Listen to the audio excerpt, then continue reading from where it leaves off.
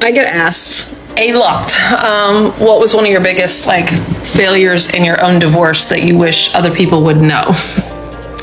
And it's very easy. I spent months, and I mean months, worrying about saying the words, I want a divorce. I worried how he was going to take it. I worried how he was going to feel. I was worried about his reaction, his immediate reaction only. And I worked so hard at having the courage to say, I want a divorce. We need to separate. I spent so much time and energy on that. What I did not spend a lot of time and energy on was preparing myself for what was going to happen the next day and the next day and the next day. I did not think past that moment.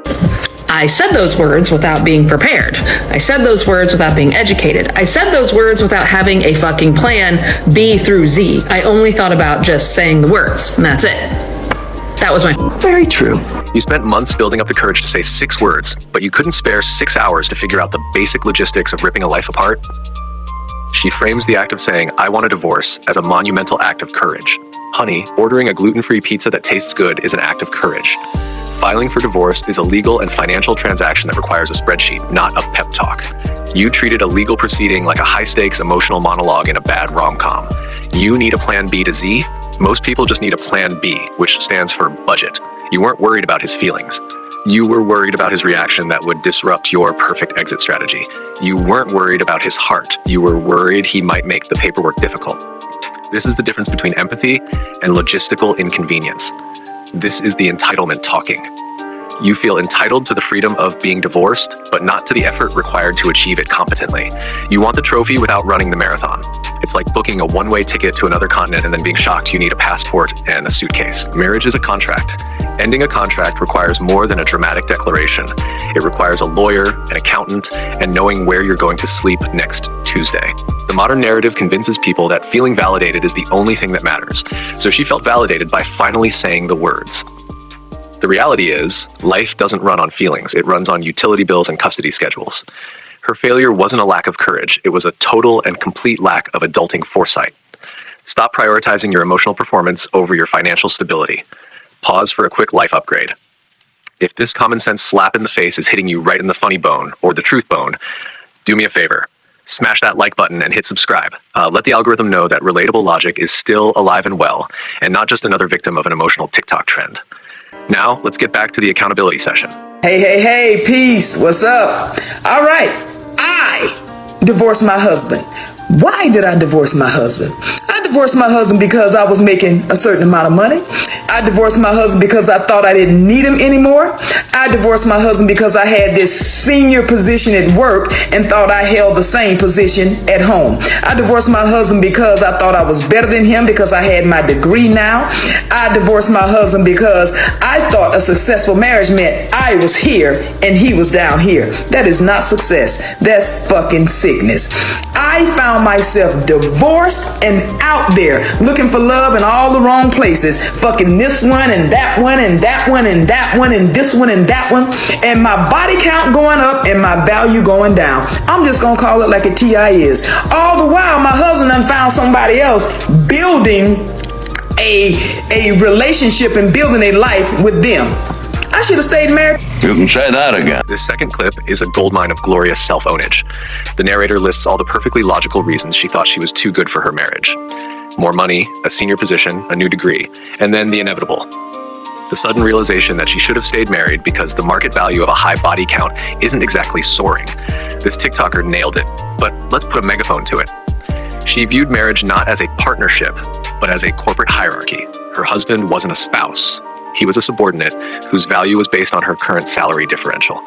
When the female half of the partnership earns more, many women are subtly encouraged to see the man as disposable, not the marriage as evolving. The core problem: you can't successfully manage a household if you see your co-CEO as the janitor. Thinking your promotion at work translates into a superior position at home is the height of corporate arrogance mixing with personal naivety. Your boss doesn't care if your fridge is empty and your degree can't fix your leaky faucet. Marriage is about complementary skills and emotional support, not who has the bigger 401k. You traded a committed life partner for a temporary feeling of superiority. Ouch. Okay, she said it. I'm just analyzing the common sense behind it. In her single life, she learned the difference between availability and value. When you start dating post-divorce, realizing that the men you want are looking for the women you used to be, the ones building a life, not running from one, is a crushing yet predictable lesson. You thought your divorce was an upgrade to your dating profile. It was really just an update to your marital status, and the dating market did not bid higher. She got her degree, got the money, and thought that meant she was done with the hard work of maintaining a relationship. No, sweetheart. That was just the unpaid internship. The real job is the daily commitment to someone you thought you were better than. She was looking for a husband who was both a project and a prince, and they don't exist.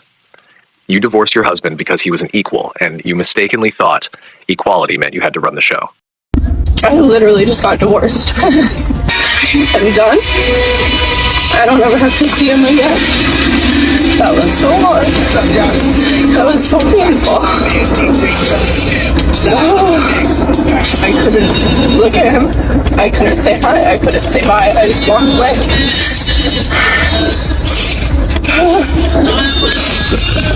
The person that I loved the most in this entire world.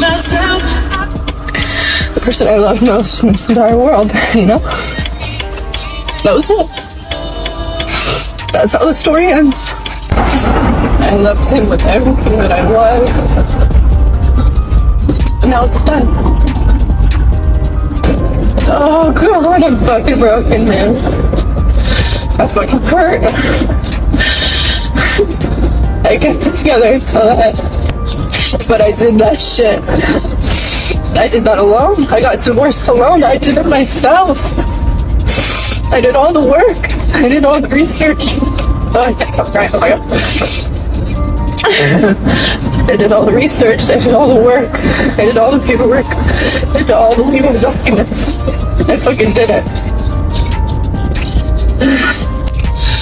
He was there. When I arrived, like, he was there early. So I had to, like, walk up to him. He said hi, and just in the, like, most shameful tone. I was shaking for a while, and then eventually, like, calmed down. And I calmed down because he was the person that I felt safest with. I don't know, my brain, I guess that was, like, my coping mechanism, I don't know. But I stopped shaking, and then we signed all the paperwork and went in, and it was relatively fast. I mean, there were a few things that we were missing, like name and address for, so we filled that out together. So we, like, stepped aside and filled it out together, and then we went back to the window and gave them all the documents that are. And I stayed strong. I stayed strong the entire time.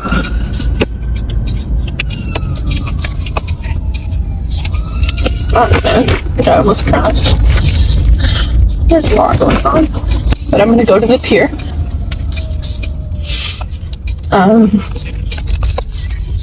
I'm just gonna sit at the beach and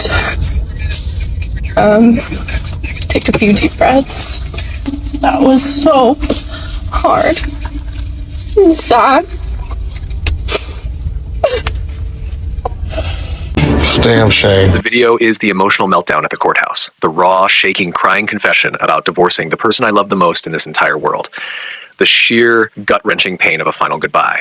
You can't logically stand in front of a camera, state you divorced the person you love the most in this entire world, and then immediately pivot to, I did all the work, all the paperwork, I did this alone. If he was the person you loved the most, why was he the one you were trying to escape? The logical answer, he wasn't the person you loved the most. He was the person you felt safest with. Safe enough to take for granted. You confused comfort and stability with a lack of excitement, and you chose the latter. This is the most ridiculous point. Of course, you did it alone. You initiated it. You can't be the captain of the we're separating ship and then complain that your co-captain isn't helping you chart the course to the bottom of the sea. It's like throwing a party and then complaining that you had to buy all the balloons yourself. You wanted the outcome, but not the ownership of the process. This isn't strength. It's a self-congratulatory martyrdom complex. She calms down because he was the person she felt safest with. That's the entire movie right there. You tore down the fortress of safety and comfort you built together, and your brain's natural defense mechanism was to lean on the very person you were destroying. The ultimate irony. You broke the only thing you could truly rely on, and then, in your moment of panic, you instinctively sought refuge in the ruins he represented. She's off to the pier for deep breaths, but the very first thing she did after this intensely private, painful moment was record a video for strangers. This isn't processing grief. This is externalizing validation. You don't need a deep breath. You need a friend who tells you to turn off the camera and sit with your own choices. The pain is real, but it's not the pain of being wronged. It's the pain of self-betrayal. The moment you realize that all the modern rhetoric about prioritizing self and leaving without a plan leads you to a broken yet self-inflicted place. You didn't just get divorced from him. You divorced your own common sense. Look, the raw emotional pain in these videos is absolutely real. But here's the deeply uncomfortable truth these videos ignore. The pain is the consequence of the choice, not the evidence that the choice was right. When you approach dating with a radical sense of entitlement, that a man's value is purely transactional, his money, his house, and your value is purely inspirational, your feelings, your degree, you are setting yourself up for this fall. You thought you had all the time in the world, that your value only went up, and that the marriage market was solely in your favor. But life, like the dating market, is a brutally honest place. It doesn't care about your feelings. It only cares about your actions, your preparation, and the stability you bring to the table. It's time to stop making TikTok videos about the pain of your choices and start making life choices that lead to less painful outcomes. And that, my friends, is the only plan B Z you'll ever need. Let me know what you think in the comments below. Have you seen this entitlement?